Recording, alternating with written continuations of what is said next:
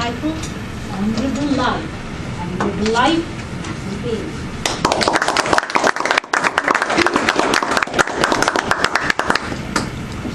Ladies and gentlemen, good afternoon. I grew up in a community called Wallingford, which was on the bank of a river. And while growing up, we had a very old, eccentric neighbor. She was very tall, extremely light-skinned, which was not normal for our parts of the world. She had gray-green eyes that were so large, they seemed to pierce through your soul when she looked at you. Her hair was as white as snow. However, she was surprisingly agile.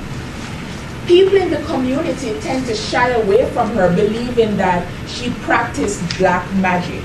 As a child, I was afraid of her, worried that she would eat me or put me in some kind of a potion.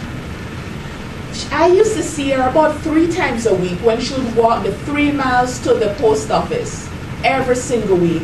And I wondered, who would write such a strange lady letters? But she was always at it. And then one evening, I didn't see her for about a week and a half. And my grandmother did the unimaginable. She called me, handed me a covered plate of food, and told me to take this to Aunt Bee's house. I was terrified. I thought, why would my grandmother suggest a thing? Doesn't she love me? Does she want me to get eaten by an old woman? So there was no say no to my grandmother. So I prayed all the way and I started walking to Aunt Bee's house. The shrub was very thick, and the small path to her home was lined with bean stalks, just beans all over. I kept walking for about 5 minutes until I got to a clearing, and she had a very modest cottage in the middle, and the cottage was surrounded by these really large rose bushes. And I've never seen rose bushes so tall. They seem to extend all the way to heaven. And I wondered, would this be my beanstalk? Maybe one day while she's at the post office, I could try to climb a rose bushes and see if I find a golden egg maybe up there, similar to our good old friend Jack in the story of Jack and the beanstalk. Suddenly, she opened the door and frightened me. I was so terrified, I dropped the plate in her hand and ran as fast as I could back to my home. I didn't see her again for another week and a half. Then one day, walking from school, this 6-foot-tall bully ran at me and tripped me, and I fell. This is how I got this scar. My forehead started to bleed, and since I'm afraid of blood, I fainted. I don't remember much, except she seemed to pick the bully up with one hand and told him, "You go near her again, and there will be hell to pay." And so she picked me up, took me to her home, she dressed my wounds, and then she gave me a foul, disgusting looking brew to drink, telling me this will help with the pain. And it worked. As I woke up in her cottage, I looked around and there were all these pictures of she and all sorts of people on the wall. And on her shelves were letters and just stacks and stacks of letters. And I realized she really isn't who I assume she is. And so I asked her to tell me about her life. And this is her story. Aunt Bee was very light-skinned because she was the daughter of a slave owner and a slave. She was actually 120 years old. She was very beautiful as a child, and so her parents, her father at least, he was very kind to her and gave her very light duties in the slave master's house.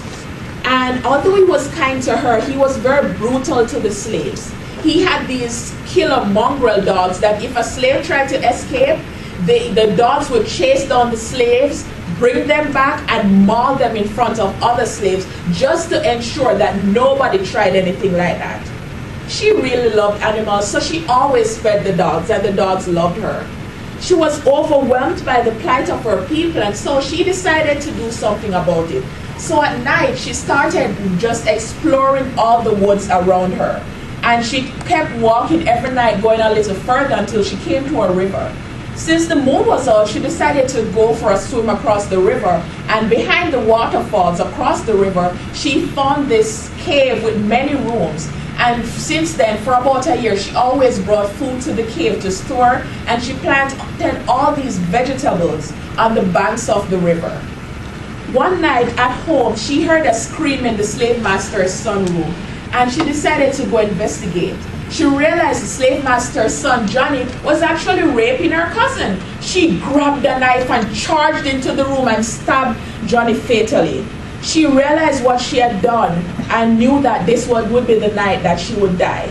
So she sang, "Run, follow the beanstalks," because the path to the cave, she planted all these beans along the way. And she just sang, everyone thought she was going crazy, "Follow the beanstalks." And then she ran in the opposite direction.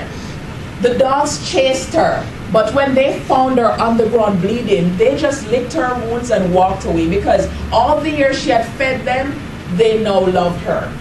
I was so amazed by this story, but what even amazed me more was that I grew up in the community of Wallingford, and at the side of the river with the caves, this is the place that she had prepared for all the slaves to move to safety.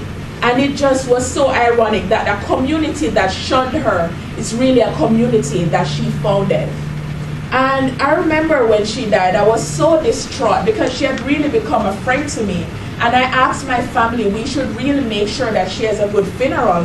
And my grandmother smiled and said, "Don't worry about it."